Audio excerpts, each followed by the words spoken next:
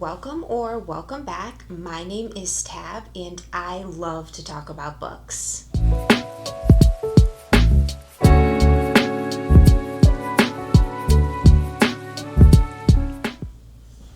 Whew. Here we go. I am going to be going over the 10 books that I have on my May TBR. Now, I read more than 10 books a month. I read between like 15 and 20 books a month. So this may change, but these 10 are all library books that need to be due back at some point in May. So they need to get read, and I am excited about every single one on this list. First book, Wild and Wrangled by Lila Sage. I love this whole Rebel Blue Ranch series. I've read them all, and I cannot wait to do Dusty and Camille's story. I know. Oh, yeah. I don't know if this is like a spoiler, so I'm probably not going to like go into what was in the last book, but I love this. I believe it's a second chance romance, single mom. Okay, where the heck do I put these? I never have videos where I have 10 books in front of me that I need to figure out where to put. Looks like a good spot. Next, Enchantra by Kaylee Smith. I have read the first book in this series, Phantasma, absolutely loved it. And I believe this one follows Genevieve, the female main character in Phantasma's sister. And it's somewhere in Italy, I believe. Can't wait. Oh, and also I should say that I will have all these 10 books linked in a special list on my Amazon storefront. So I'll have that link in the description, and you can just click on it and it will have all of my books on my TBR. The next book is My Year of Rest and Relaxation by Otessa Moshfegh. And this one is a wild ride. It's about, let me just see if I can do this off of memory. It's about a girl who has everything that she could ever want. She has a great place to live. She really doesn't need to work, but she's still not happy. So her psychiatrist prescribes her a bunch of medications so she doesn't have to think. She's like numb, and she just has to relax for the whole year. This is like the second hold at my library, like it's lapsed. I didn't read it when I first took it out. So this is going to be high up on my list to read in May so I can return it. I can't take it out any longer. Another one that I really need to get to, my hold has lapsed 2 times, is Saltwater by Kathy Hayes. And truthfully, okay, so in 1992, Sarah Lingate is found not alive, below the cliffs of Capri, leaving behind her 3-year-old daughter, Helen. Oh, okay. And then this must kind of follow Helen when she grows up, trying to figure out what happened to her mom, because of course she didn't, accidentally slip, and she didn't do it to herself. So Helen's going to get to the bottom of it. And next one, this is such a huge chonker, is Gifted and Talented by Olivia Blake. I thought her name was Olive, but it's not. There's an extra I thrown in there, so Olivia, maybe it's Olivia Blake. And Gifted and Talented, I heard, is being like compared to Succession, the HBO hit series, which is my all-time favorite TV show ever. So the description says, where there's a will, there's a war. Thayer Wren, the brilliant CEO of Renfair Magitech and so-called father of modern technology, is no longer alive. Any one of his 3 telepathically and electrokinetically gifted children would be a plausible inheritor to the Renfair throne. So this book is like chunky. This is 493 pages, and I think it's like a fantasy Succession where all the kids want to inherit and be CEO, but there's like one does like pyrotechnics, and I think it's going to be good. This is also a book that I've had out for a while, but it's so intimidating based on the size of it. But I'm going to figure it out. The next one is Code Word Romance by Carly Walker. Max is just your average girl. She works odd jobs, has a soul-crushing amount of debt, and happens to bear an uncanny resemblance to Europe's finest female prime minister, Sophia Christiansen. Sophia is beautiful, powerful, and unfortunately someone is trying quite hard to assassinate her. When the CIA approaches Max with a deal, a life-changing amount of money, if she pretends to be Sophia on the Prime Minister's annual Italian vacation. Okay, so this is definitely like CIA bodyguard romance, and I am 100% here for it. Next book is Summer in the City by Alex Astor. I have seen this all over social media, especially TikTok. Oh, this is cute. It's got a cute little map. 27-year-old screenwriter Ellie has the chance of a lifetime to write a big-budget movie set in New York City. The only problem, she's had writer's block for months and her screenplay is due at the end of the summer. In a desperate attempt to get inspiration, Ellie ends up back in the city she swore she would never return to.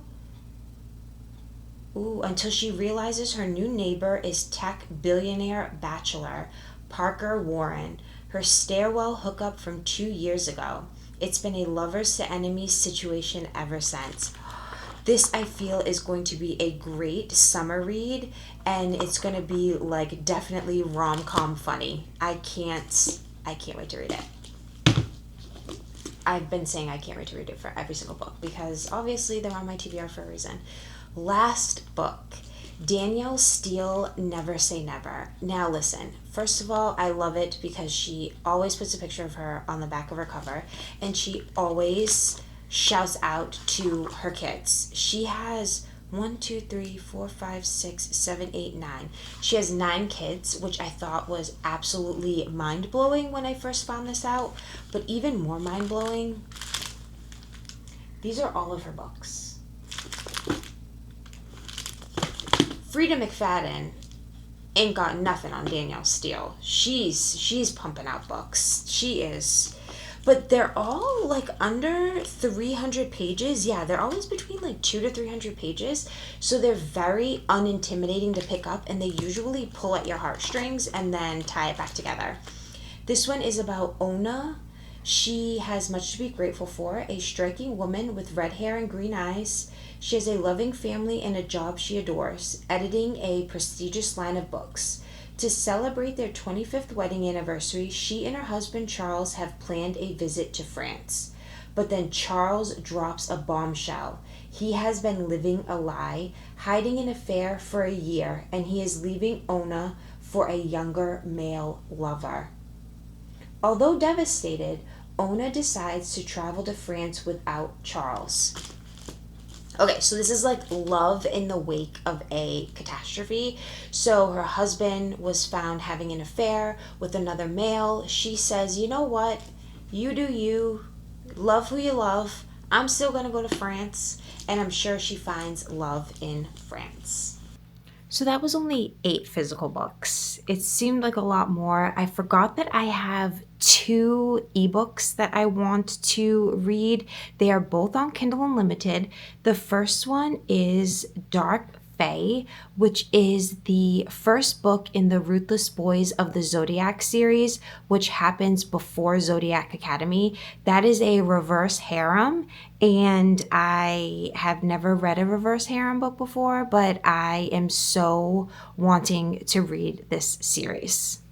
The description of this book says, what do a heartless dragon shifter, a cold-blooded basilisk, an arrogant lion shifter, and a brooding tattooed harpy have in common? Me, Lissy Callisto, vampire, angel of vengeance, and a girl on a mission to destroy one of them for murdering my brother. Okay, sure, I'm with you, girl. I always like a good revenge kill. And the last book on my TBR is Leave Me Behind by K.M. Moranova. And this, I am reading this for my Reading Romance on Kindle Unlimited vlog that I am going to be posting. And this one's going to pull at my heartstrings. Nell Gallows is the sole survivor of an elite Dark Forces squad riot after a detrimental attack 2 years ago. Unsurprisingly, she's being put up as the top candidate for the special ops team Malum, the squad that goes where no one else will or can. There's only one problem. Malum blames their one casualty from the Patagonia mission on the riot squad. So what is she to do when she finds herself on a plane to California and on her way to a sure death sentence? A one-night stand. Okay, so I'm guessing this is going to be two badass characters, main female character, main male character. They're both special ops. They both are probably grumpy, introverted, and just so severely have a need for protecting others. And that's going to be very interesting when they realize that the one night stand, they now have to work together. And I can't wait to see it unfold. But I feel it's got to cover like Lee Rivers, The Edge of Darkness, like Haunting Adeline, like all of those books where it's like dark. And this is described as a dark military romance. So I'm saving this towards the end, maybe, I don't know, because it's probably going to shatter me. I can't even watch military videos of these people coming home celebrating joy without completely bawling my eyes out. I'm sure there's going to be so much like gory, horrible things that happen in this book. And I just hope that by the end, they both can just love each other, have a happily ever after, go see a therapist, work through their problems, and be happy living together. Who knows? So that was all 10 of the books that I have on my May TBR. What books are you interested in reading in May? Are there any new releases? Let me know down in the comments, and I will catch you again in my next video. Thank you so much for taking your time out to watch my video, support me. I appreciate you so much. I hope you have a great rest of your day. Bye.